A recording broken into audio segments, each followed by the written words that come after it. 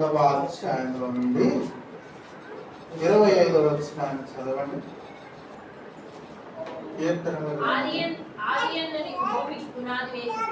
ఆదియందును భూమికి పునాది వేసితివి, ఆకాశములు కూడా నీ చేతి పనులే, ఆకాశములు కూడా నీ చేతి పనులే, అవి నశించును కానీ నీవు నిలిచిందువు. అవన్నీ వస్త్రము వలె పాతగిల్లును, ఒకడు అంగవస్త్రమును తీసివేసినట్లు నీవు వాటిని తీసివేసిదవు, అవి మార్చబడును. నీవు ఏకరీతిగా ఉన్నవాడవు, ఈ సంవత్సరములకు నీ సంవత్సరములకు అంతము లేదు. నీ సేవకులు కుమారులు నిలిచి ఉందరు, వారి సంతానము నీ సన్నిధిన స్థిరపరచబడును. ఆమేన్, హల్లెలూయా. ఎవరికి సంతానము? దేవుణ్ణి సేవించినటువంటి వారు సంతానము. దేవుణ్ణి మొరపెట్టిన కుటుంబాలు ఏనాడు కూడా పాడు కావాలి.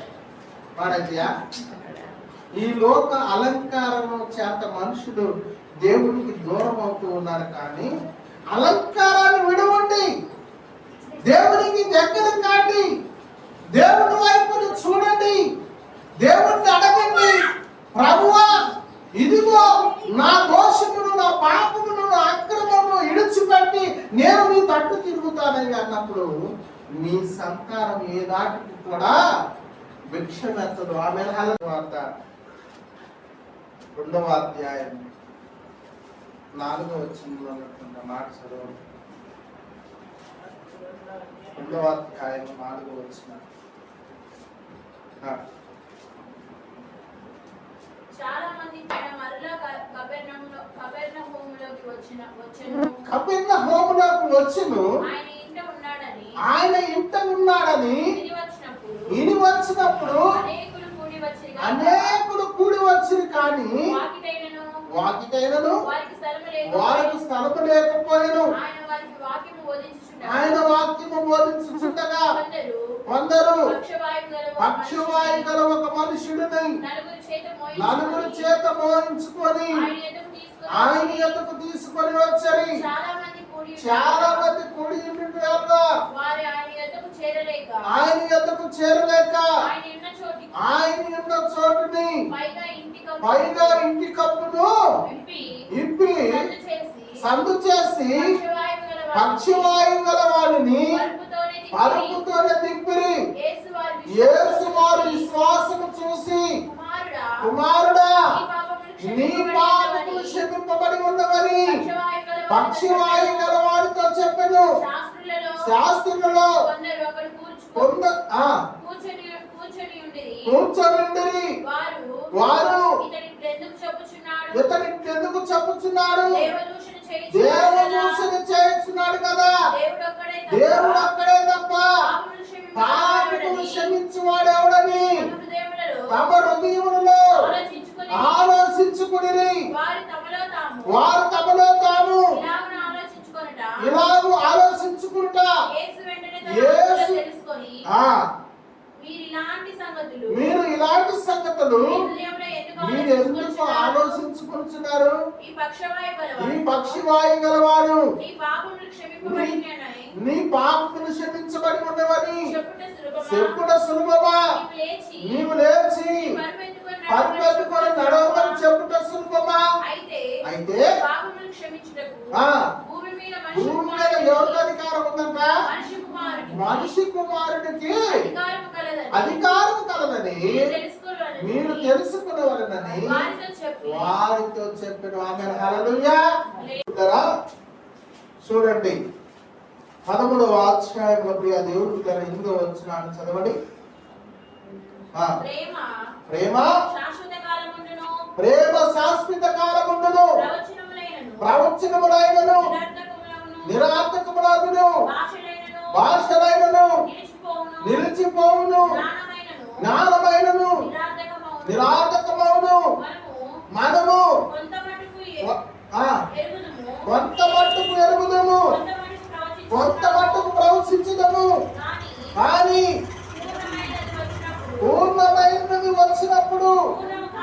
పూర్ణము కానిది నిరార్థకమగును అని అంటూ ఉన్నాడు. పూర్ణమైనది క్షమించారు. లోకాసు వార్త 12వ అధ్యాయం 19వ వచనంలో నా ప్రాణముతో ప్రాణమా అనేక సంవత్సరములకు విస్తారమైనటువంటి ఆస్తి నీకు సమకూర్చబడినని సుఖించుము, తినుము, తాగుము, సంతోషించుమని చెప్పుకుంది అనుకును.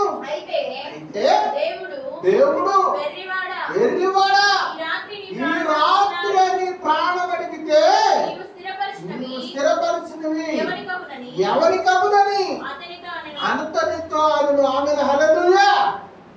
ఏమని అంటున్నారు?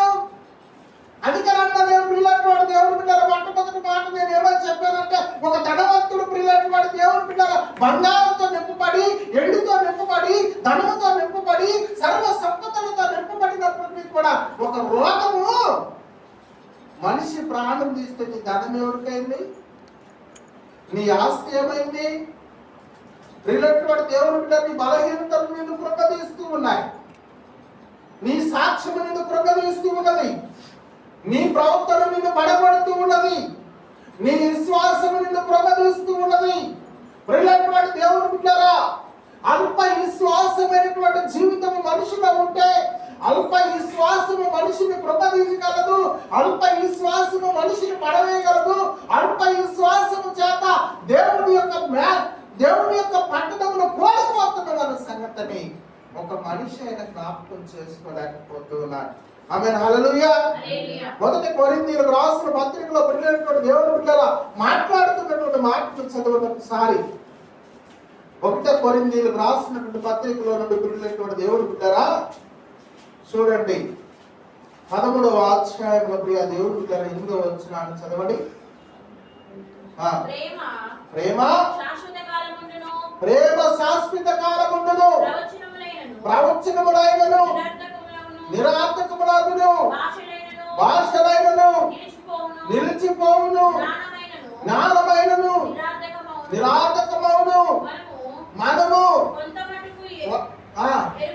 కొంత మట్టుకు ఎరుగుదము, కొంత మట్టుకు ప్రవచించుదము, కానీ పూర్ణమైనది వచ్చినప్పుడు పూర్ణము కానిది నిరార్థకమగును అని అంటూ ఉన్నాడు. పూర్ణమైనది